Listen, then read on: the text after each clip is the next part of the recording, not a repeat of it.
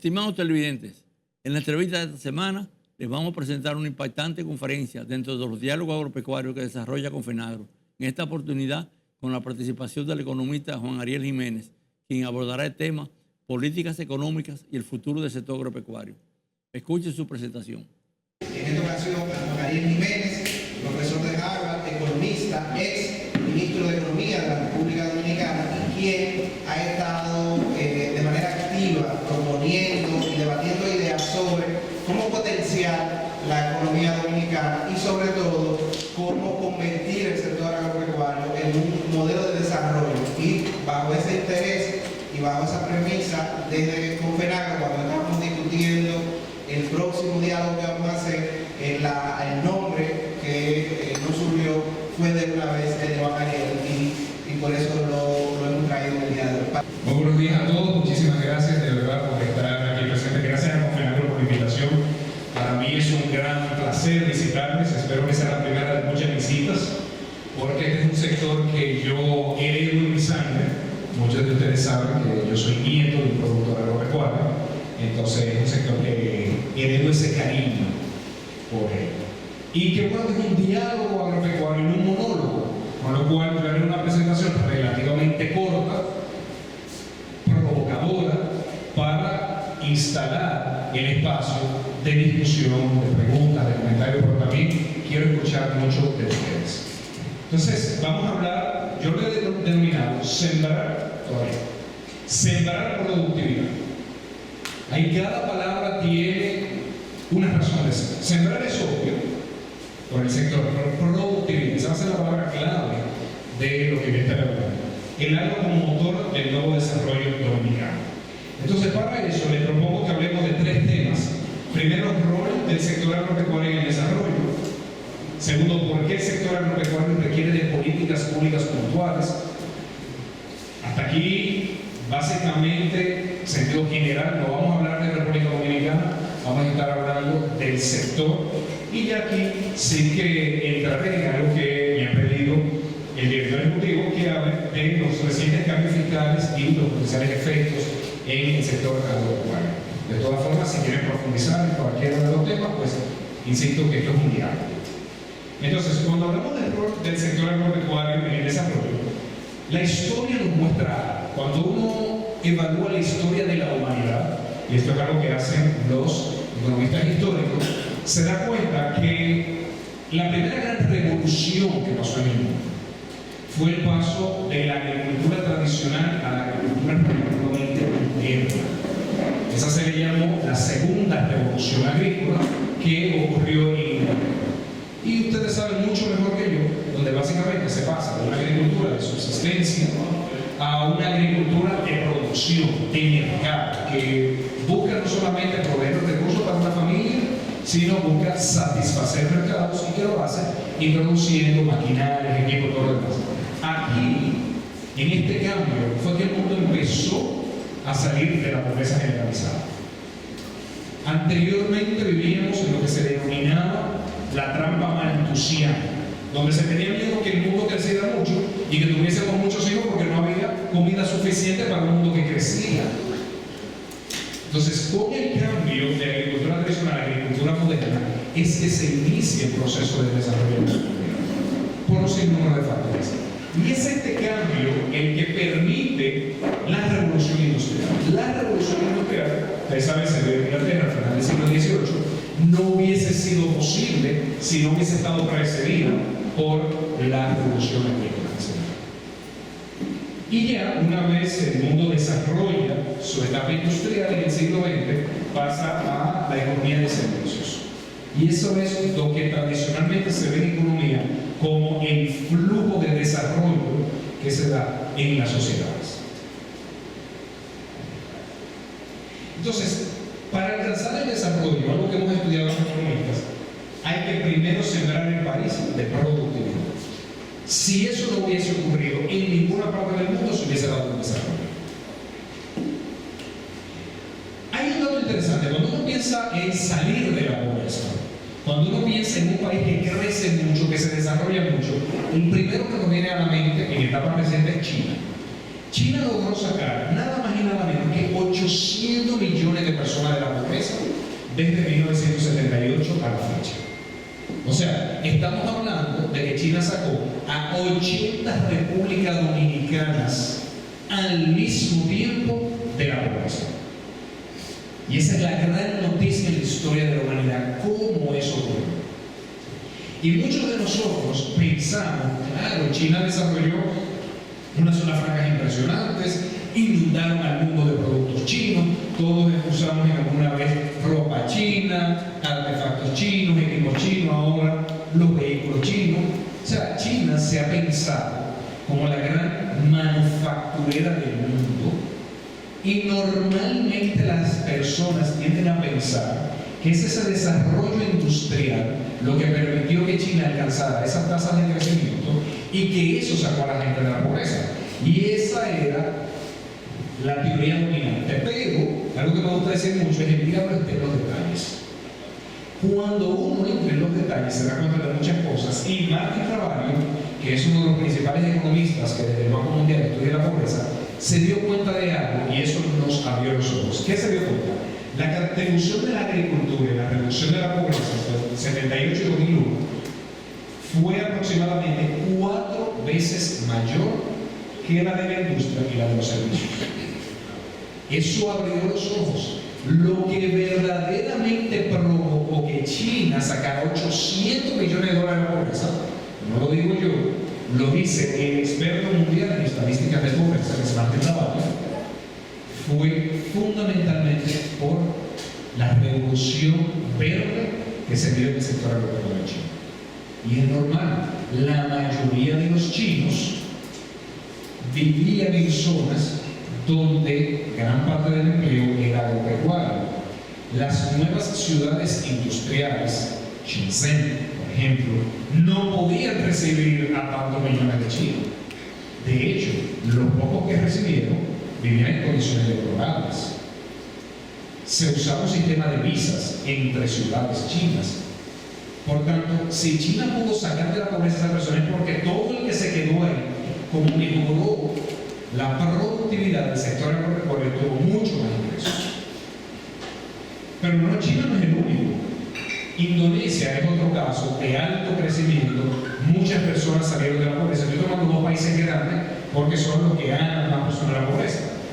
Estudios, en este caso de Sumarto y Suryahadi, estiman que 2/3 de la reducción de la pobreza en Indonesia se produjo por el crecimiento del sector agropecuario.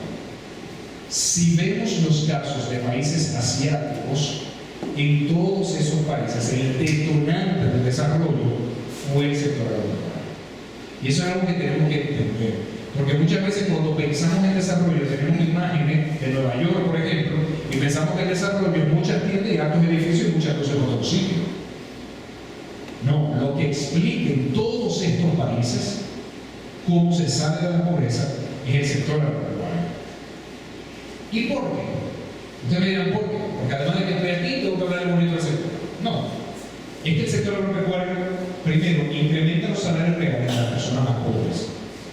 Muchas veces las personas de menores niveles socioeconómicos están en el agropecuario. Si se incrementa la productividad, se incrementa la producción, venden más, les ingresa más y pueden gastar más. Y cuando pueden gastar más, crean demanda de otros bienes y servicios. De hecho, en muchos países la industria creció, se desarrolló porque las personas, como le aumentó la productividad en el sector agropecuario, tenían dinero para gastar. Porque nadie va a gastar en ropa antes que en alimento. Nadie va a gastar en un celular antes que en alimento. Entonces, ¿cuándo crece la productividad de este sector? Cuando las personas todavía, cuando las personas ya tienen suficientes recursos, empiezan a demandar industrias, productos industriales, y empiezan a demandar servicios. Pero además porque garantiza la seguridad alimentaria. Eso no se lo tengo que explicar a ustedes, o sea, no que yo. Y otra cosa es que promueve el equilibrio territorial. Y aquí yo quisiera hacer un énfasis particular, porque aquí fue un área donde muchos economistas nos equivocamos, y eso explica muchas cosas, desde el ascenso de Trump hasta la ultraderecha europea. No haber entendido el tema de equilibrio territorial. Entonces, una política nacional uniforme produce resultados desiguales. Si solamente tenemos una política nacional, estamos asumiendo que en cada territorio los problemas son los mismos y que las soluciones que plantea esta política nacional va a resolver todos los problemas. Y eso es un grave error. Lo que requiere el sector productivo de la provincia de Altagracia es radicalmente distinto a lo que requiere el sector productivo de Montecristi y lo que requiere el sector productivo de San Juan. Las políticas en el mundo moderno ya no son nacionales. La economía moderna, desarrollo económico, que es mi área de especialidad, lo que estudié, lo que doy clases, lo que he trabajado, está pasando de enfoque tradicional, nacional, a políticas territoriales. Eso se llama políticas basadas en el territorio. Y esto es algo que ya se está desarrollando en Estados Unidos. Gran parte de lo que se está haciendo en Estados Unidos, es decir, cada estado, cada municipio, cuál es su política de desarrollo. No hay tal cosa como la política de desarrollo de Estados Unidos. No, hay política de desarrollo para cada uno de los lugares. Entonces, cuando vemos el caso de República Dominicana, vemos que en muchas provincias, sobre todo la parte oeste del país y una parte del este, la gran mayoría de las personas trabajan en el sector agropecuario. Y nosotros tenemos, desde el caso Pedernales, que el 32% de las personas, una de cada 3 personas, se dedica a labores agropecuarias, hasta el caso de Samaná, 26%. Entonces, ¿dónde fallamos los economistas en nuestro razonamiento? Es que dijimos, mire, lo que hay es que lograr que un sector despegue. Y ese sector se va a encargar de crear todos los trabajos posibles y la gente se mueve de localidad. Eso era lo que estaba detrás de las políticas neoliberales de los años 90.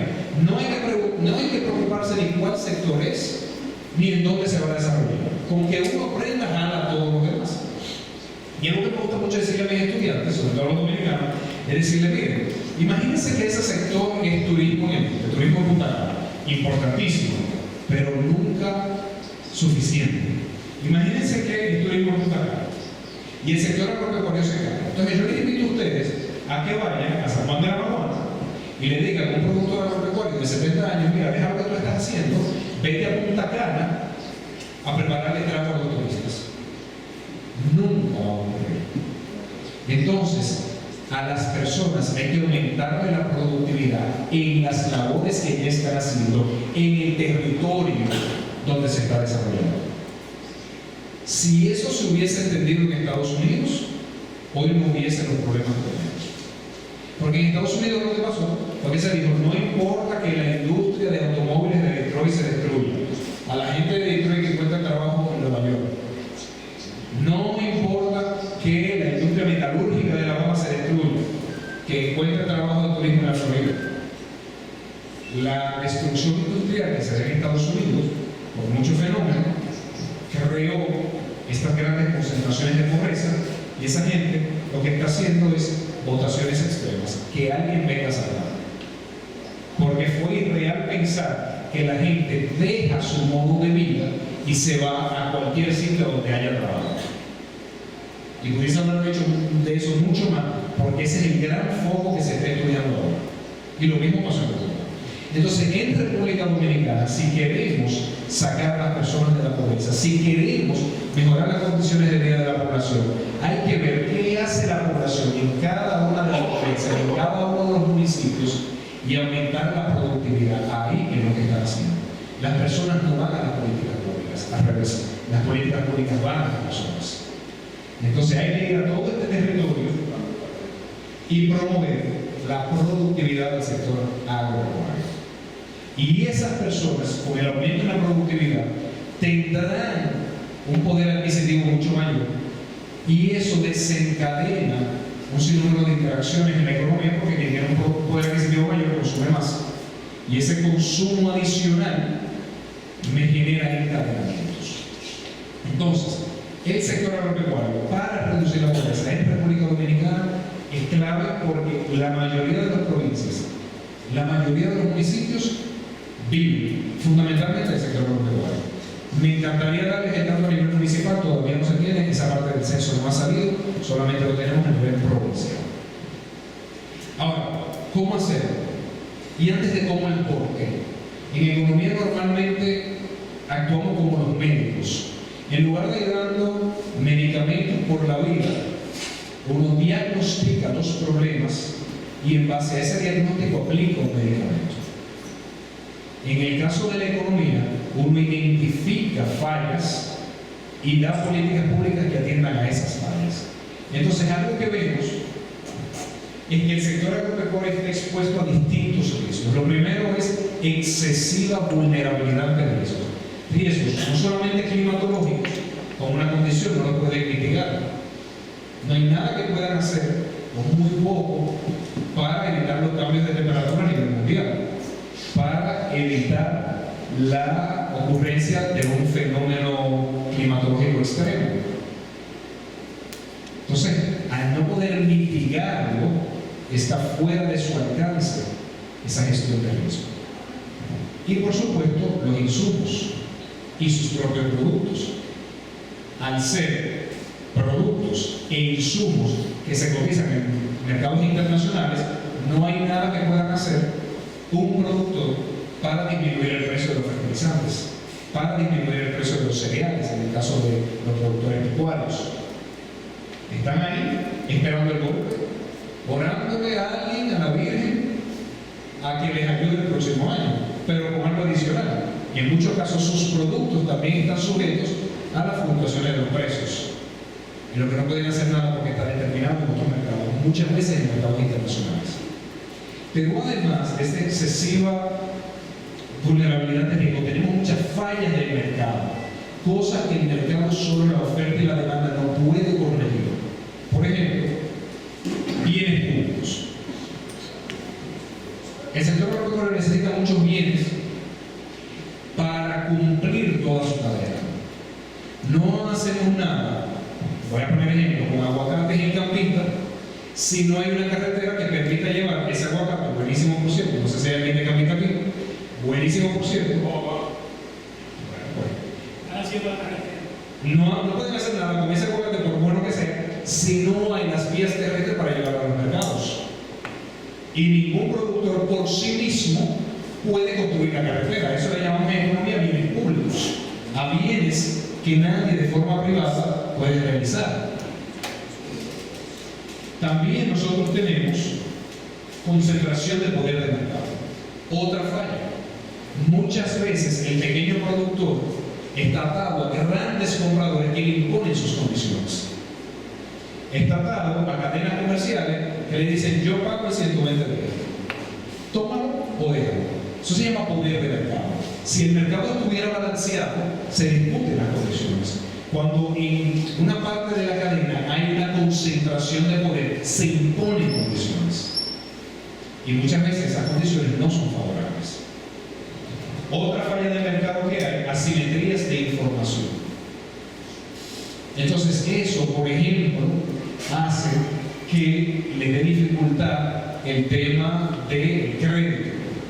El banco no tiene ninguna información, entonces dice: mejor no le presto.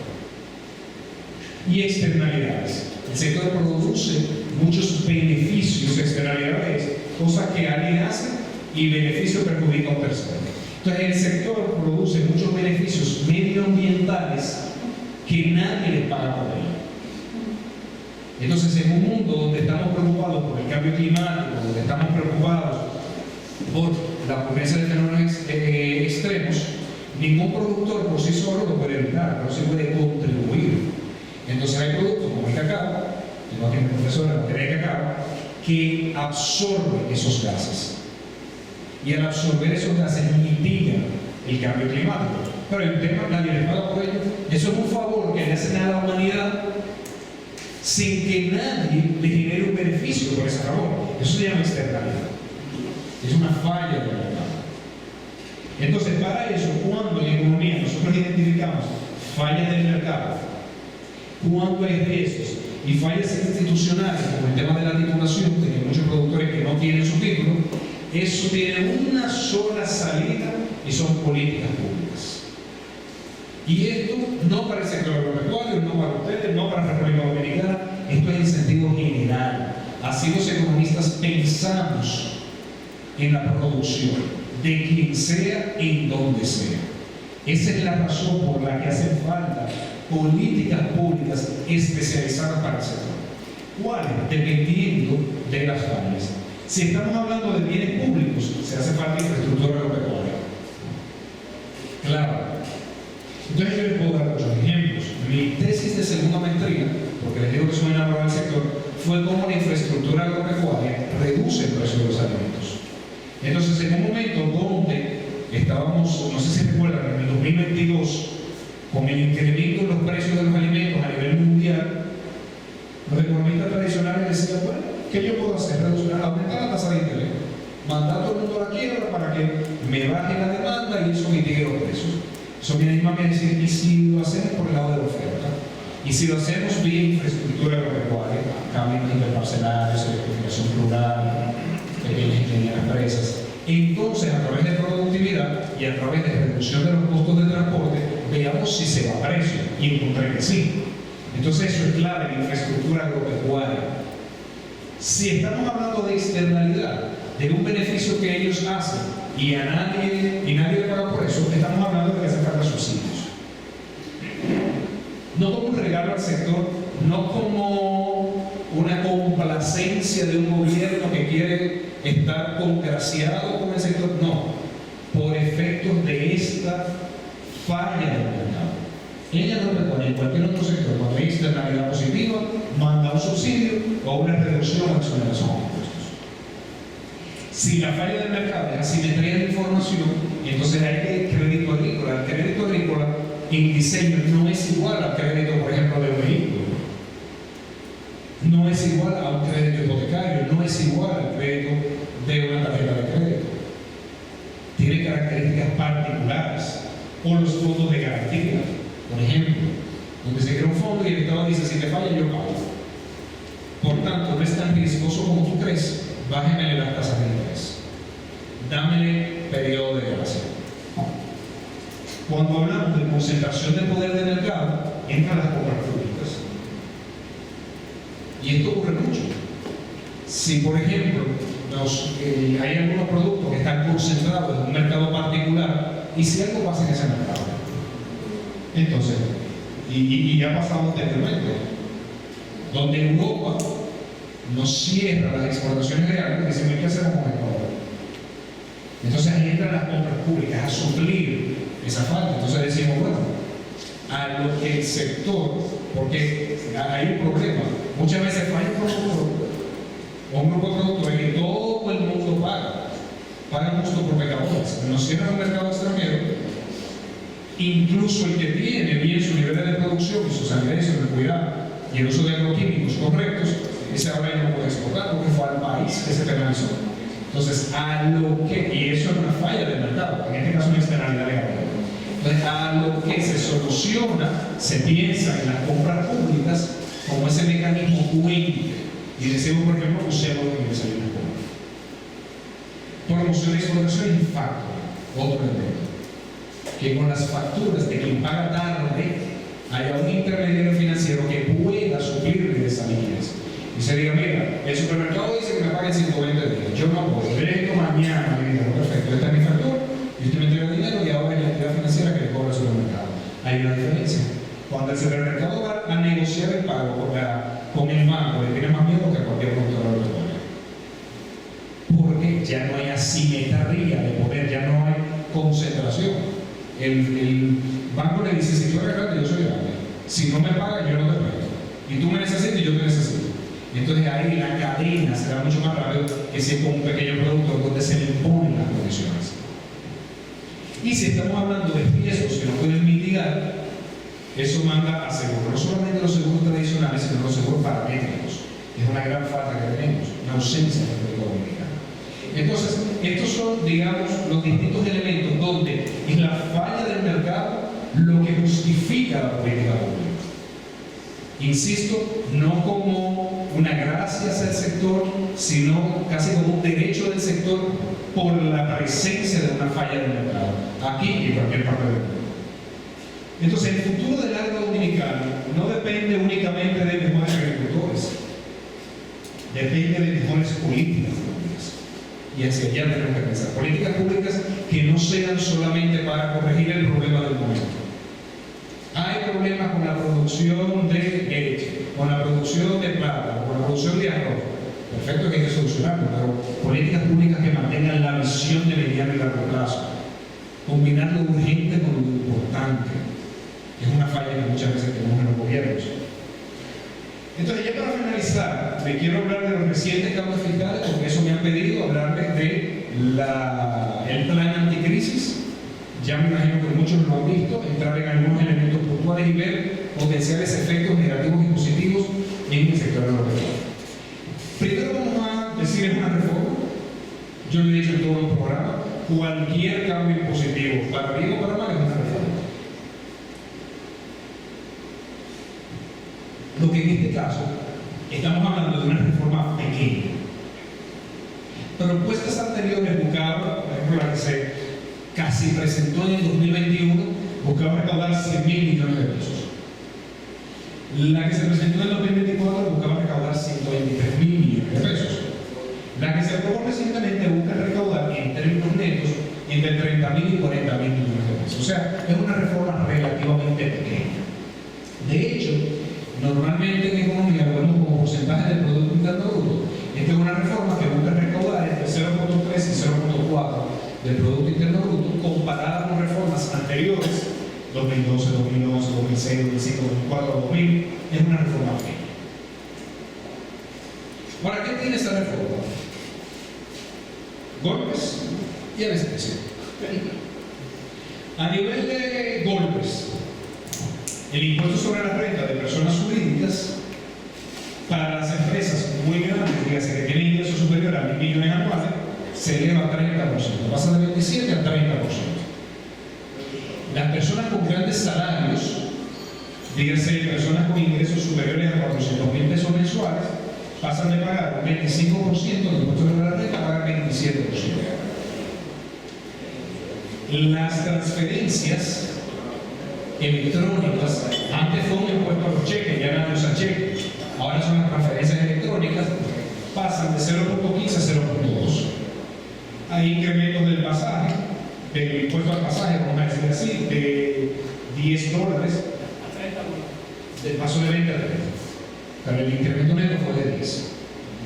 Ahora, ¿dónde está la anestesia? Eliminación del anticipo a microempresas,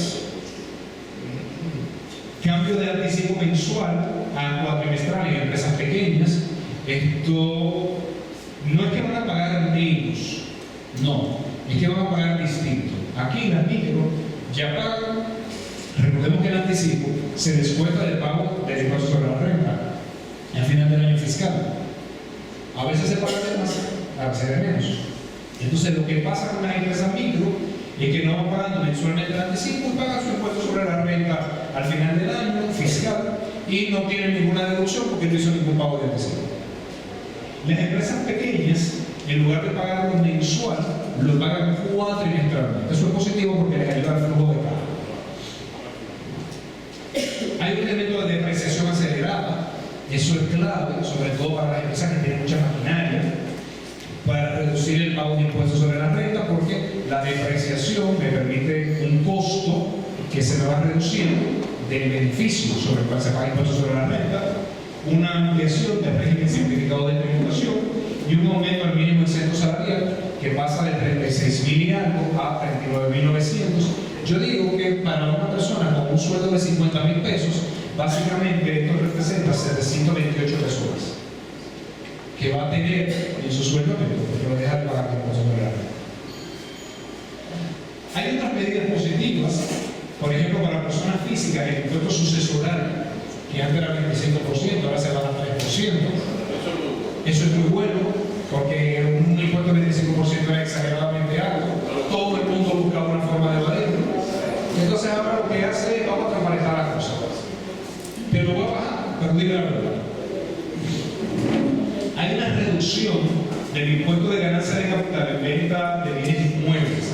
Esto es clave. Anteriormente, si usted había comprado una casa hace 30 años, $1 millón, le decían esa casa ahora vale 3 millones. En teoría. Pero cuando usted la tasaba, variamente. Decía, tiene que pagar impuestos de ganancia de capital por 17 millones de pesos. Pero eso tiene muchos problemas. Primero, usted le hizo inversiones a lo largo de esos 20 años, pero usted no lo fue documentando. No somos tan organizados para pagar recibos de hace 20 años. Entonces, ¿qué pasa? Se dice, en vez de 25% que sea 10%. Nuevamente, muy parecido a esto. Bajemos el impuesto, pero todo el mundo decir la verdad. Hay una reducción de los recargos de intereses por atraso de los pagos. Anteriormente era exagerado el monto de recargos si se atrasaba en el pago de los impuestos. Se formalizan los acuerdos de pago. Eso es básicamente institucionalizar la amnistía. Y un descuento por protocolo. O sea, al que paga rápido, démosle su descuento. Y el que se atrasa, que tampoco sea un monto exagerado de penalidad. Hay otros elementos no tan positivos. Aquí el golpe sí fue fuerte. Se establece un esquema muy similar a Pay Now or Pay Later. Paga ahora y recuperamos después. Esto es complicado. Complicado. Esto es quizá lo que menos me gustó de la reforma. Básicamente se le da poder a la autoridad tributaria de decir, mira, en verdad págame tanto, $1 millón. Si tú no estás de acuerdo, llévamelo de tribunal porque tienes que pagar $1 millón. Págame ahora y peleamos después. Esto es un esquema que le da un poder a la autoridad tributaria que lo puede mal utilizar. Y eso, por ejemplo, lo vemos mucho en África. En África ese esquema es predominante. En mi empresa nosotros tenemos muchos clientes en África y la principal queja es esto. ¿Por qué? Porque la autoridad tributaria abusa de ese mecanismo. Y el aumento de retención al informal es de 10 a 15%. Eso también limita mucho, por ejemplo, a los profesionales liberales que se retiran informal. Veamos un posible efecto del sector agropecuario. Mi estimación es que en sentido general le conviene al sector, porque ni el golpe le va a dar muy duro y la anestesia le beneficia. Por ejemplo, el aumento de impuestos sobre la renta de personas jurídicas 30%, más del 80% de los productores agropecuarios, según el sector agropecuario, que es viejísimo, pero lo último que tenemos, tienen ingresos que no lleguen a $1.000 millones de pesos. O sea, la gran mayoría de productores agropecuarios no tienen un nivel de ventas tan alto. Sí, por supuesto, pero la gran mayoría no tiene ese nivel de ventas tan alto que se le va a modificar el impuesto sobre la renta. Porque hay mucha presencia de microproductor, de pequeño productor, de mediano productor. La eliminación y calendarización del anticipo. El sector agropecuario estaba exento, pero estaba exento por norma. Una norma que inicia en la norma general 01-2008, se fue prorrogando, la última de las cuales fue la norma general 01-2024 y ya se lleva a la ley. O sea, que ya en lugar de estar sujeto a que cada gobierno vaya haciendo año a año, ya eso es de ley. Eso es positivo. Y la depreciación acelerada también es positivo. Los productores, sobre todo los grandes, que quieran mecanizar su producción, hacer un mayor uso de maquinaria y equipos, con la depreciación acelerada puede reducir el pago de impuestos sobre la renta y eso es básicamente un incentivo a que usen más maquinarias. ¿Hasta qué monto se puede llevar esta aplicación? Eso tendría que verlo de verdad. Abundar un poquito más la depreciación, según lo que la reforma. Oye, pero ¿qué pasa? Vamos con la depreciación. Porque digo que hay que abundar en los, hay que traer los detalles. Cada rubro tiene un esquema de depreciación. Entonces se dice, vehículos de motor, se puede depreciar tanto el primer año, tanto el segundo año, tanto el tercer año. Equipos informáticos, inmuebles, o sea, hay unas categorías, no es general, cada categoría tiene su esquema de depreciación. Lo que se hizo fue, en este plan anticrisis, es aumentar el porcentaje de la depreciación que se puede imputar en los primeros años. Entonces, por ejemplo, si anteriormente se podía imputar que una maquinaria, la depreciación era de 30% del valor, el primer año se sube 50%. O que un vehículo, si la depreciación permitida era de 10%, sube 20%. Se cambian las distintas categorías, por eso no lo tengo en mi mente, porque son varias categorías. Pero es eso. Y se lo puedo mandar. Básicamente lo que le está permitiendo es que en su cálculo de la renta imputen mayor depreciación y eso baja. Exactamente. O compran mucha maquinaria porque esa depreciación le puede bajar el impuesto sobre las rentas. Y si la compran con préstamo, también esos intereses lo imputan en costo y le bajan el impuesto sobre la renta. El aumento del impuesto sobre la renta de persona física del 27%, casi ningún productor o empleado gana un sueldo por encima de 400.000 en el sector, por muchas razones. Hay mucho empleo informal en el sector y aún el empleo que es formal tiene que tener salario mínimo. O sea, que aquí son de hecho muy pocas personas en el país que van a tener empleo. El aumento del mínimo exento, cerca del 15% de los trabajadores del sector tendrían un beneficio de esto cuando entramos a la distribución de salarios formales del sector agropecuario. Sabe que aproximadamente 15% tenían salario por encima del mínimo exento anterior, entonces eso se van a beneficiar hasta 728 pesos de beneficio. Y la reducción de recargos y formalización de modo de pago es clave, sobre todo porque muchos productores tienen retraso en el pago. Entonces eso afecta mucho su flujo de caja. Tengo que pagar cosas, tengo que pagar impuestos, pero quien me tiene que pagar no me ha pagado. Porque ustedes saben que el impuesto en el país, y en la mayoría de los países, se hace sobre lo devengado, no sobre lo pagado. Si ya yo hice una venta, ya eso se me computa como ingreso aunque no me hayan dado dinero. Y tengo que pagar el impuesto sobre eso, aunque no lo tenga. Cuando se reducen los recargos, entonces lo que se está haciendo es beneficiar a sectores que se tienden a atrasar más por ese esquema de retraso de pago.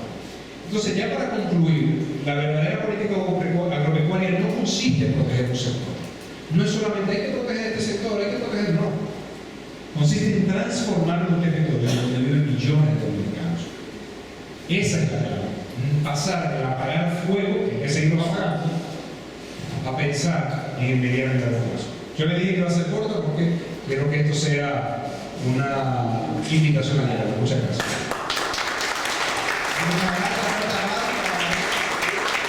Decía en su brillante exposición el amigo Juan Ariel que uno de los problemas fundamentales para el sector agropecuario desarrollarse es la productividad. Estoy muy de acuerdo con él. Pero tuve acceso a un estudio en América Latina sobre el relevo generacional. En América Latina el relevo generacional es del 3%. Es decir, que solamente 3 de los hijos de los agricultores se dedican a esa actividad. Y en República Dominicana es del 2.7%. Entonces, yo entiendo que a eso hay que agregarle que el eje transversal fundamental para el desarrollo agropecuario debe ser la innovación. Y la semana pasada leí un artículo del sector azucarero, cañero, donde decían que ellos estaban, el 70% de la producción de azúcar y de caña del país ya era importada y que ha disminuido la mano de obra en porcentaje muy alto. Entonces yo le agrego a esto de la productividad que no importa que haya una gran productividad, si no hay una planificación de la producción en función de la demanda del mercado, para evitar excedente que se deprima los precios o de que el consumidor lo pague. Pero creo que un elemento fundamental para que el sector agropecuario tenga seguridad es implementar la venta por contrato. Yo soy de Santiago Rodríguez. Los productores de leche Santa Lucía no tienen problemas de comercialización, porque hay 3 empresas que le compran la leche y van directamente, tienen centro de acopio y tienen centro de acopio en ambiente refrigerado y ellos mismos transportan en ambiente privado y pagan el completo. Pero en ese sector no hay problema, pero yo creo que en función de que los sectores que más demandan alimentos, que son el sector turístico, los mercados institucionales del Estado y los supermercados, duran 3 y 4 meses para pagar a los convidadores. Tengo acceso a un estudio de Pedro Delgado Maragón sobre el sector de microempresarios que le ven al sector turístico y están aplicando un pacto legal al revés. ¿Qué es un pacto legal al revés? Que ellos, después que le venden al sector turístico, como duran 3 o 4 meses para pagar, le venden la factura a otro empresario a un precio inferior. Están perdiendo todo eso. Entonces, don Ariel, yo creo que la venta por contrato y la implementación del sistema pacto debe ser fundamental. Te estaba hablando que tú haces un estudio y tengo una propuesta para eso, pero que hay que aplicarlo por ley, porque aquí no existe la ley del pacto todavía. Muchas gracias. Muchas gracias. Vamos entonces para ir cerrando. Nelson, Isidoro y luego Wilfredo, para cerrar también. Ahora va a hacer pregunta para ir. Buenas tardes.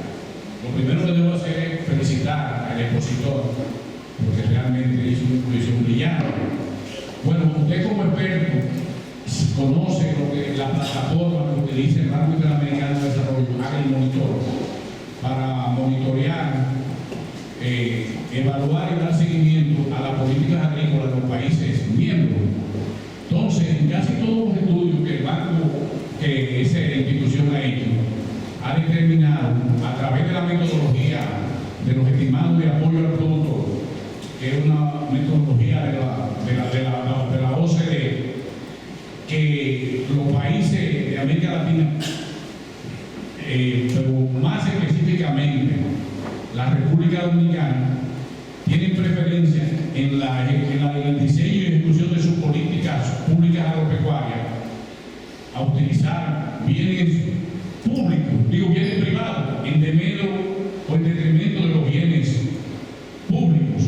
Por ejemplo, en la República Dominicana, la política agropecuaria, según los estudios que ha hecho el BID, principalmente en comparación con los países miembros del DRK, a raíz del acuerdo que hicimos con el DRK, se ha determinado que todos los países tienen esa tendencia, pero sin embargo la República Dominicana es el que mayormente tiene esa tendencia. Entonces, cuando se hace ese estimado, cuando se estudia el balance que debe existir, como usted lo planteó ahorita, la tendencia es a utilizar bienes privados, por ejemplo, apoyo, aranceles, protección y transferencia de los consumidores hacia los precios. Entonces, por eso que vemos que cuando hay las situaciones internacionales, como somos un país pequeño, tenemos esa circunstancia de tener que hacer rebalanceo o readecuar los precios. Entonces, ¿qué pasa? Se nota, entonces cuando se nota el tema de los bienes públicos, usted puso el ejemplo, por ejemplo, del caso de los caminos vecinales y otros más, la diferencia es de 80, 75, por ahí un 25, quizá menos. Entonces, ¿cuál sería su planteamiento con relación a esa situación? Gracias.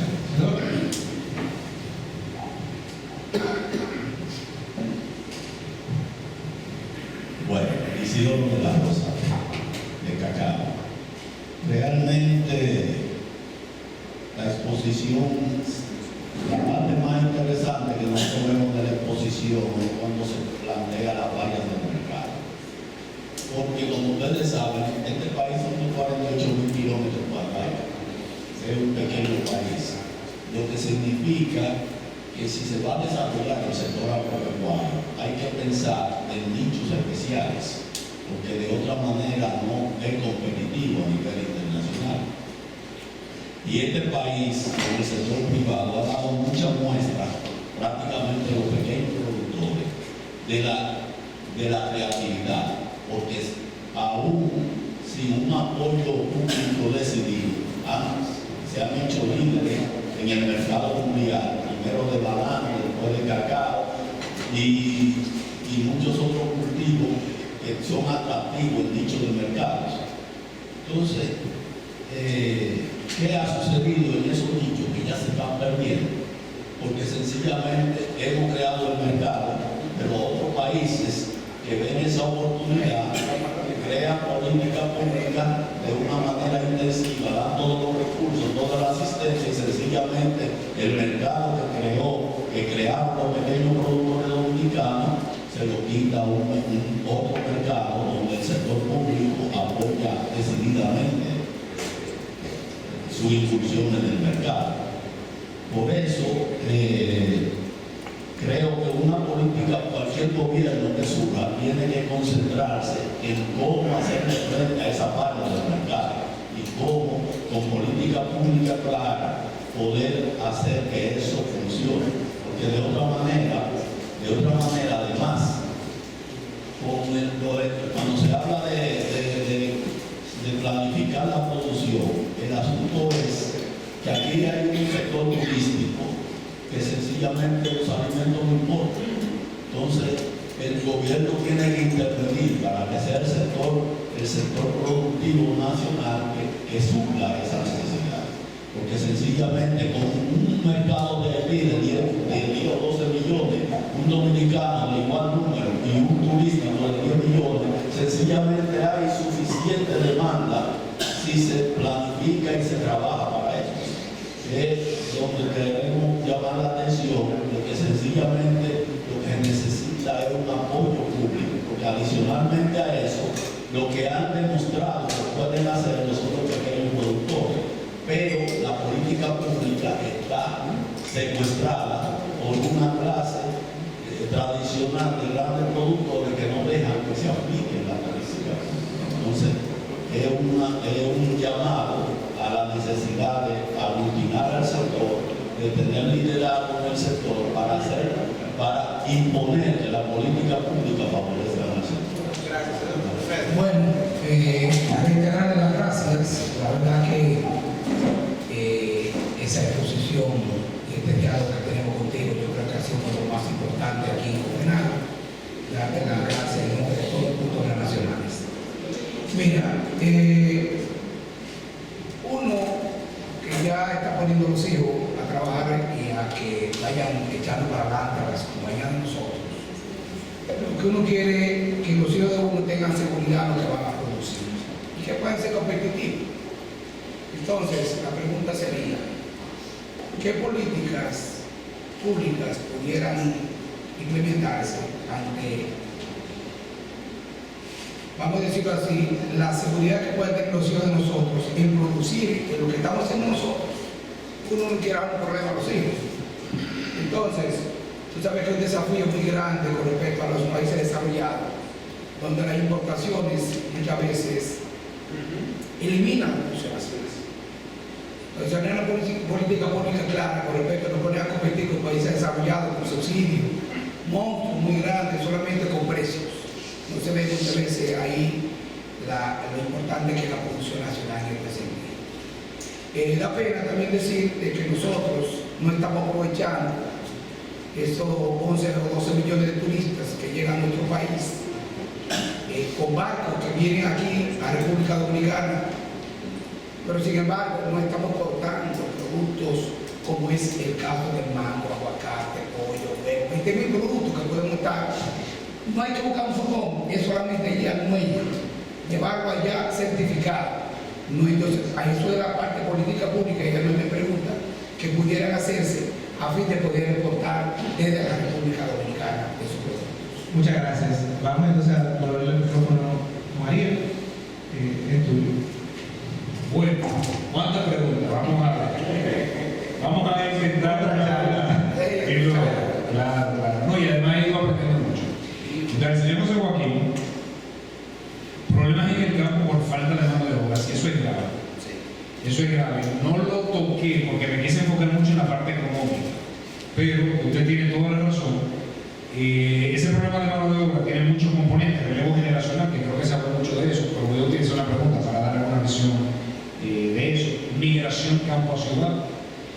decía alguien, muchas veces el hijo del productor agropecuario prefiere ser chofer de concho en Santo Domingo antes que ser productor agropecuario en Moca, por ejemplo. Y además que la dependencia de la mano de obra extranjera, que muchas veces por presiones de las redes se hacen redadas que no solucionan el problema, sino que crean otro tipo de problema. No quiero monopolizar, pero yo fui donde yo ayer te dije, escribí un artículo, una deportación inteligente. Tenemos que tener claro una cosa: la mano de obra que tenemos en los campos que hay haitiano. Todo el mundo tiene haitiano en su fin. Entonces, ¿qué es una deportación inteligente? Vamos a sacar lo que nos perjudica y vamos a dejar en el campo lo que están produciendo. Y vamos a darle un carnet que yo inclusive le dije, no le pone HI haitiano ilegal, le da un código, le da un código. Dice todo un sistema. Yo te digo, mira, tú puedes hacer lo que tú quieras, pero sin gente tú no puedes abonar, tú no puedes cosechar, tú no puedes sembrar, tú no puedes regar. Entonces, para mí el principal problema es la gente. Sí, eso es grave. De hecho, hay productores de pueblo, ¿no? Entonces, me está diciendo un productor de pueblo mío, claro, que hay una parte del proceso avícola que es como agarrar un pollito o algo así. No lo puedo terminar. Ajá, ahí dice, yo quiero que tú me encuentres un dominicano. Y encuéntrame uno solo. Me dice, tú lo que tengo son haitianos. Yo estoy loco por sacarle su carnet, por regularizarlo, por pagar impuestos, por inscribirlo en la TCS, todo lo que el Estado quiere ahora. Cada vez que me lo llevan, se pierde esa parte del proceso y destruye la cadena completa. Entonces, mi visión particular, que soy muy riguroso con el tema migratorio, no el tema de debate que yo hicieron cierro eso porque puede ser muy controversial. Ahora, la clave está en controlar el flujo, controlar la entrada, que la entrada esté regularizada. La principal política migratoria se ve en la frontera, no se da ni en la escuela, ni en los hospitales, ni en el campo, es en la frontera. Entonces yo creo que me gusta eso de deportación inteligente. Y solamente para dar un ejemplo, con ese productor amigo que escribió migración y me dice, pregunta si vinieron con visa. Exacto, no es gobierno allá, no es gobierno. Entonces yo creo que buscar soluciones intermedias donde podamos ser fuertes en el control migratorio sin destruir la producción. Entonces, usted habló también de la excesiva intermediación. Eso es cierto, eso responde muchas veces a otro tipo de problemas. A veces el intermediario financia y a través de ese financiamiento crea una brecha de precios. Entonces yo creo que con solucionar varias de las fallas de mercado podemos ir rompiendo la excesiva atomización.